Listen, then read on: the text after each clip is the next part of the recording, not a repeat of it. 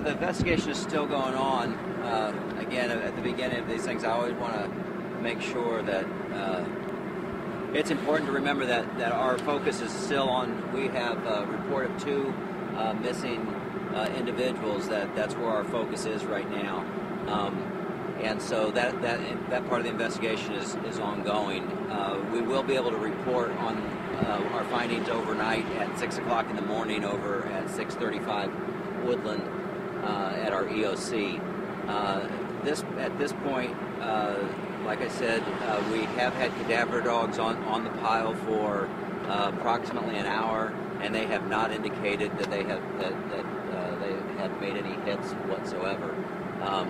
But we continue to look, and we are concerned because we do have reports that we are looking for 2 people who may be missing.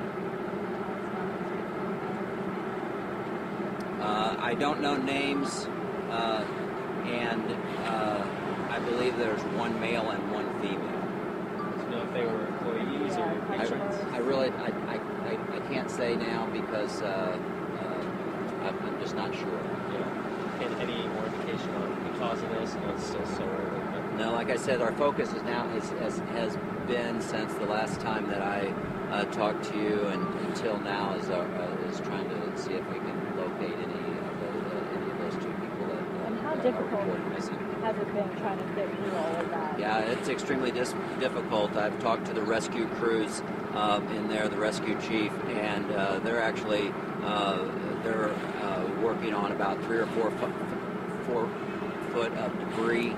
And while we do believe that the dogs can find people at that level, they haven't indicated they've found anybody, and then it's just extremely hard and time-consuming to dig down that far. So we are going to bring in some heavy equipment early in the morning to assist in that effort, but also primarily to help with the investigation of the cause of the incident. Give us an idea of what it looks like out there right now. Is it dangerous for you guys to be going through that right now? Yeah, there's the building directly to the north looked to be unstable. We have had a structural engineer in there to evaluate that structure to make sure that it was safe for our crews to be underneath it, searching for what is presumably going to be a body. And so it is dangerous. People have been slipping on ice, and we are not too concerned now of the structure once the structural engineer has given us the okay on that.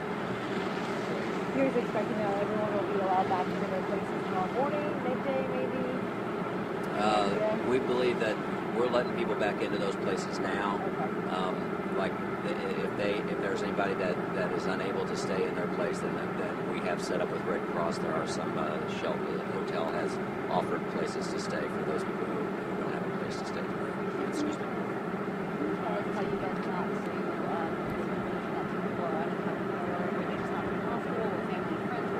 Yeah, just family and friends. We're worried about them. So they're not at the hospital that some of the area patients have been? No, not to our knowledge. We've checked, and so no, not to our knowledge. Can you talk specifically about what's going to be happening over the nighttime hours here? You said the dogs are there, but what exactly are the crews going to be doing between now and that 6 o'clock news? Well, we're going to check one more time with the dogs, and then those dogs will probably be sent home. We'll secure the scene so that the investigation can start tomorrow under daylight.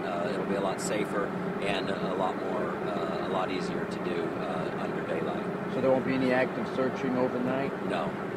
And we'll wait until what time to start searching? Well, at first daybreak, we'll be back here ready to start the investigation. Like I said, the search for the people is going on right now and will for some time. But overnight, I think it's about midnight now, if I'm not mistaken, and we'll be here for another hour or 2. And then as soon as those crews have exhausted those efforts, because we have no heavy equipment in here, and we won't be able to get heavy equipment in until the morning. And so once those crews have exhausted what they can do with their hand tools and with the dogs that they have, they'll stop their search and then return back in the morning at 7:30 or 8. How are your people doing? our people are fine. Again, it's really important to note that the concern is for these people, and our condolences for the family members. Not knowing has got to be a terrible thing. And then for the people in the hospital, we still have 3 critical patients in the hospital, and so our hearts go out to them as well. Do you guys have a rough estimate of how many customers, employees were all excited tonight? I wish I did, but no, I don't. Although we do think that we have narrowed it down to be only looking for 2. Is it a slower night than it is normally according to the owner? I don't know.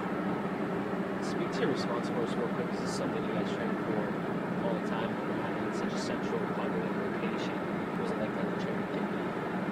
Well, I do believe that we have one of the best rescue systems in the country, and they are well trained, and so they're able to respond at a moment's notice, just like our suppression units and our ambulance units, and so that resource is available. But what I also want to point out is that we had 12 ambulances on the scene here immediately, and they did an absolutely remarkable job to triage, treat, and transport the 9 patients they had to area hospitals. Really, big thanks to the EMS crews, the EMS supervisors who managed that particular part of the incident. It was an excellent job. Thanks, Chief. Appreciate it.